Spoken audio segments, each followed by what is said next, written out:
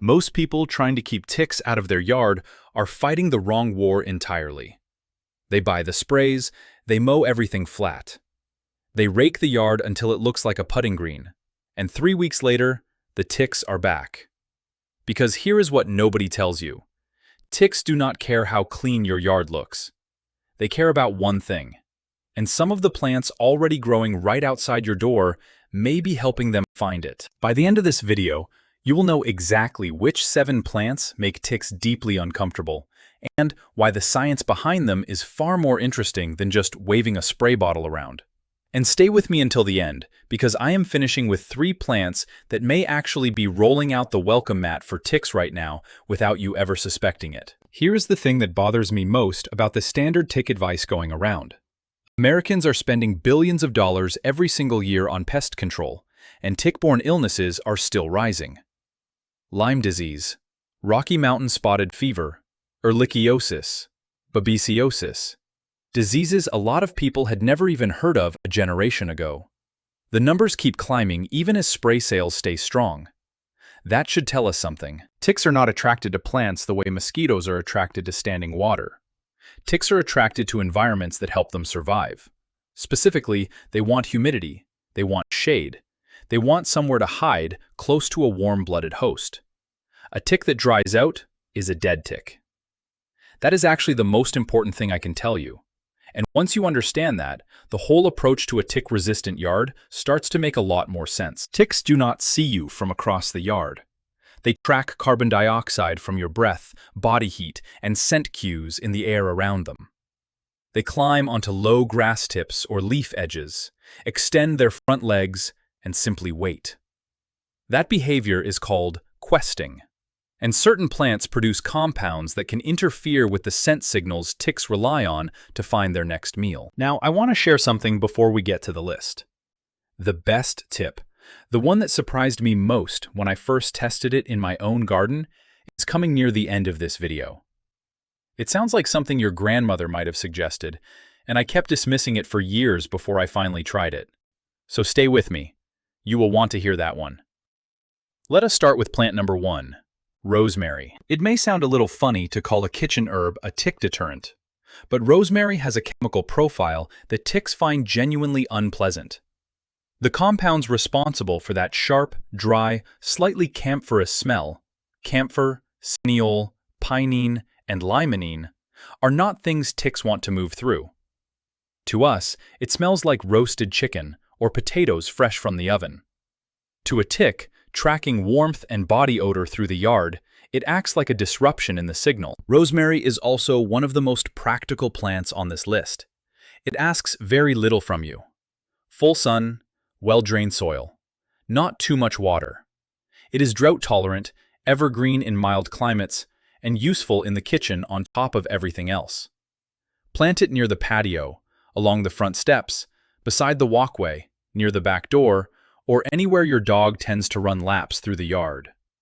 That is where the scent actually gets to do its work. Put it in a damp, shady corner and expect nothing. Rosemary grown in the wrong spot gets leggy, weak-smelling, and resentful. It needs sun and airflow to reach its full aromatic potential. But in the right place, a well-established rosemary hedge is a quiet, year-round line of defense. Here is the interesting part, though. Rosemary is steady and dependable. The next plant on this list is the one people tend to underestimate. And it comes with a family story I have been carrying for a long time. Plant number 2, lavender. My great-grandmother planted lavender along every path leading to the house. When I was young, I thought it was just because she liked purple flowers. Then I got older and started paying attention. That lavender was alive. Bees covered it. The air around it smelled clean and faintly sweet. And there were not many ticks near those beds. I chalked it up to coincidence for years.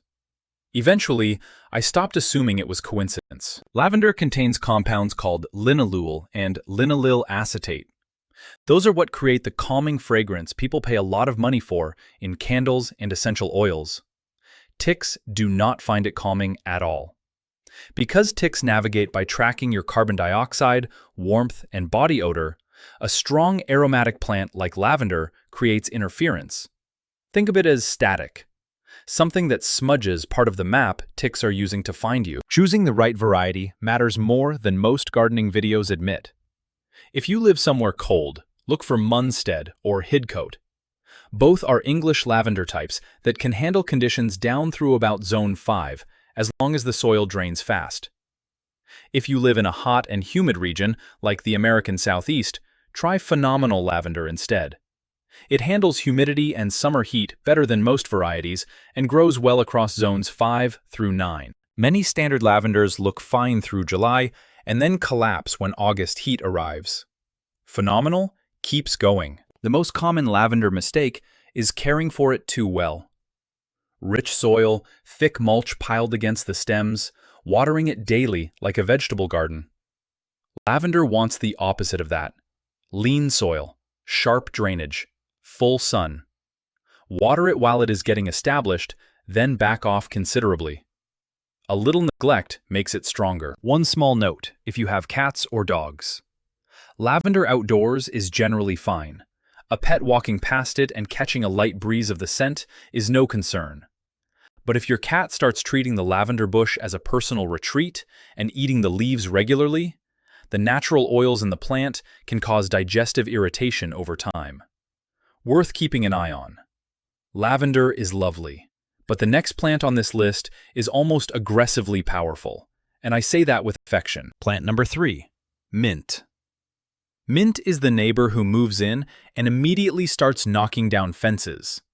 It is enthusiastic in ways you did not ask for. Its expansion into every corner of the garden is basically inevitable if you plant it in the ground. And yet, I keep growing it, because nothing on this list punches harder in terms of raw scent. The compounds driving that familiar, sharp, cool smell are menthol and menthone. To a tick relying on carbon dioxide, body warmth, and humidity to locate its next host, a dense planting of peppermint nearby is like someone turning on a loud alarm directly in its path. The environment simply becomes less appealing. If I had to choose just one type, I would pick peppermint over spearmint. Spearmint is lovely in cooking and still fragrant in the yard, but peppermint has a more intense, sharper profile, and in this particular job, more intensity is better. Here is the rule with mint. Never put it directly in the ground. I am not saying this as a gentle suggestion. I am saying it because I have watched it escape into raised beds, through gravel, and underneath stone pavers. Grow it in containers. Set those containers on a hard surface like patio pavers so the roots cannot sneak through drainage holes into the soil below. Near a back door, along a patio edge, or flanking the steps where people and pets walk regularly, those are the best spots. Do not let pets chew the leaves constantly, and do not use concentrated peppermint essential oil carelessly around animals. The plant itself, grown outdoors where a pet occasionally brushes past it, is a different matter entirely. That is usually fine. We are about halfway through now, and the tip I promised you at the beginning, the one that surprised me most, is coming up very soon. Keep going. Plant number 4, marigolds. Most people think about ticks in the middle of the yard, but ticks are not living in the middle of your mowed lawn. They are along the edges, the fence line, the transition zones where grass meets leaf litter and shrubs, the strip between the walkway and the garden bed. Those are the corridors ticks use. And marigolds are incredibly good at holding those edges. French marigolds, the Tajits varieties, have a very particular pungent smell that most insects do not enjoy. Some studies on Tajits compounds have looked at their effects on various insects, and the results are interesting enough to take seriously, even if marigolds are not going to eliminate every tick in a 20-yard radius. Think of them as affordable gatekeepers. They mark a boundary, make it slightly less welcoming, and look beautiful doing it. Plant them in rows along walkways, around the patio perimeter, at the front of raised beds, or near the back door. A single flower does nothing. A solid row does something meaningful. And here's the thing I want you to remember with marigolds. Keep the ground around their base clear. Damp, piled-up leaf litter underneath a row of marigolds defeats the entire point. You are creating cover right at the base of the plant meant to deter ticks. Clear that ground regularly. Now, the next plant on this list has a smell that is hard to describe politely. Plant number 5, wormwood. This is not a sweet-smelling plant. It is bitter, sharp, faintly medicinal, and the kind of scent that makes you take a small step back the first time you encounter it. That is precisely why it belongs on this list. Wormwood, the Artemisia family, gets its character from compounds including thujone, camphor, and a range of terpenoid essential oils. That combination creates an environment ticks find deeply unattractive. It also looks striking in the garden. Those silvery, dusty green leaves stand out against almost anything planted nearby. If you want the full, powerful version, look for Artemisia absinthium. If you want something a little easier to blend into a mixed bed, Powys Castle is softer in form, but still carries that distinctive Artemisia edge. Silver Mound works well at the front of a border. Grow it in full sun, with fast-draining soil and very little extra watering. This is another plant that does better with a little neglect than with too much attention. Wet soil in a shady corner will kill it before the season is over. Plant number 6, garlic. Now, I promised you a surprising one. Here it is. And I want you to know, I grew up hearing this suggestion and rolling my eyes at it every single time. Ticks and certain old storybook monsters actually have something in common. Both have a legendary weakness to garlic. Vampires are fiction, of course, but the theory behind garlic and bloodsuckers is more grounded than most people give it credit for. Garlic contains powerful sulfur compounds, allyl disulfide, diallyl trisulfide, and a range of related molecules. These are what create that sharp, unmistakable smell the moment you crush a clove. To ticks, which are tracking you through a combination of carbon dioxide, warmth, humidity, and scent cues, a yard with a strong sulfurous note is a less readable environment. The signal is harder to follow. What I love about garlic as a garden plant is that it pulls double duty. It can discourage mosquitoes, it discourages certain leaf-eating insects, and unlike most ornamental plants, you can eat the harvest. A garlic plant that does its job in the garden all season and then ends up in your kitchen is a genuinely good deal. If you live in a cold region, hardneck garlic varieties tend to have a stronger smell and better cold hardiness. If you live somewhere warm, softneck varieties are more adaptable and store longer after harvest. Planted along walkways, around the vegetable garden, near the patio, or in the transition strips between the lawn and the shrubs where ticks tend to wait. Garlic is not magic. No plant on this list is a silver bullet, but is part of a strategy designed to make your yard simply less hospitable to ticks from the ground up. Garlic earns its place every single time. Now, plant number 7, the one I saved for last. And if you have ever thought basil was just a kitchen ingredient, this might shift things for you. Plant number 7, basil. Not the basil in the plastic grocery store clamshell. I mean basil grown outdoors, in full sun, allowed to fill out into a soft, fragrant bush 18 to 24 inches tall, with wide, glossy leaves that catch the afternoon light. That basil is a different plant entirely. Basil releases volatile, aromatic oils into the surrounding air continuously as it grows in warm weather. Mosquitoes find this deterrent. Whiteflies avoid it. Tomato hornworms steer clear. And ticks, which rely on stable scent cues to navigate toward a host, find the environment around a healthy basil planting less predictable and less inviting. That is why generations of gardeners planted basil beside tomatoes, beside doorways, along patio edges. Not just because it was convenient to the kitchen, because it worked as a living, breathing part of the garden's natural defenses. For variety, Genovese is the classic large-leafed Italian sweet basil. Reliable, strongly aromatic, easy to start from seed. Dark opal is a beautiful, deep burgundy variety that looks stunning against silver foliage and works just as hard.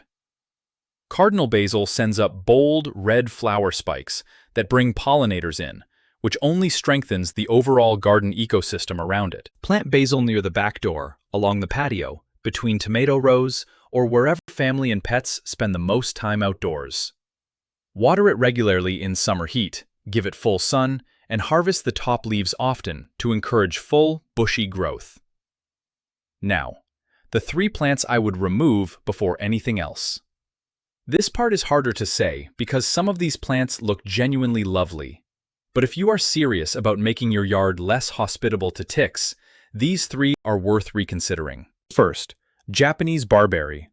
It has neat red foliage and a tidy shape that garden centers sell confidently. But underneath that shrub, there is almost always a dense, humid, dark microclimate full of trapped leaf litter. Black-legged ticks, the type most associated with Lyme disease, dry out quickly in exposed, sunny conditions. Japanese barberry does the opposite of exposing them. The dense, low canopy holds moisture, blocks airflow, and creates exactly the sheltered humidity ticks need to survive and continue questing. Research in entomology has documented the connection between Japanese barberry presence and higher tick survival rates. Plant something else. If you already have it, consider removing it and replacing with a native shrub that does not create that humid microclimate underneath. Second, Pachysandra. You have seen it everywhere. That low, thick, evergreen ground cover that makes shaded areas look clean and cared for. It never needs mowing. It stays green through winter. Hoa neighborhoods love it. Ticks love it too. It creates a dense, slightly damp, cool blanket across the ground with very little light reaching the soil. Leaf litter collects inside it and stays moist. Ticks thrive in that exact environment. If you step across a thick Pachysandra patch and feel the air under your feet suddenly cool, that is the feeling a tick is looking for in a home. Third, bush honeysuckle. This one bothers me the most because it does not just shelter ticks, it invites the animals that carry them. Bush honeysuckle is an invasive shrub that grows thickly along yard edges, fence lines, and woodland margins. It creates a dense corridor that mice, rabbits, squirrels, and deer move through regularly. And ticks do not appear in your yard from nowhere. They ride in. White-footed mice are among the most efficient tick carriers in North America. When wildlife moves through dense honeysuckle regularly, ticks drop off into ideal habitat and continue their life cycle. Remove it where you can, and replace it with native shrubs that do not create the same dark, dense, corridor-style habitat. The difficult truth is this. A yard with too much shade, too much low, dense ground cover, too many damp corners holding leaf litter, and too many attractive corridors for wildlife is a yard that invites ticks, regardless of what you spray on it. Long-term tick resistance is built into the environment itself, not sprayed on it and washed away by the next rain. Plant things that smell sharp and strong in the spots where people and pets spend time. Dry out the edges. Clear the leaf litter along fence lines. Pull the plants that hold moisture and shelter. And your yard starts to feel like somewhere ticks would rather not visit. The dog can nap on the porch. The kids can run barefoot. You can sit on the patio with your morning coffee without scanning every ankle before you come inside. That small shift in the garden actually matters. Now I have a genuine question for you. Which plant from this list do you already have growing, and where did you put it? Out near the patio, along a walkway, or tucked into the vegetable garden? I would really like to know. Share it in the comments below.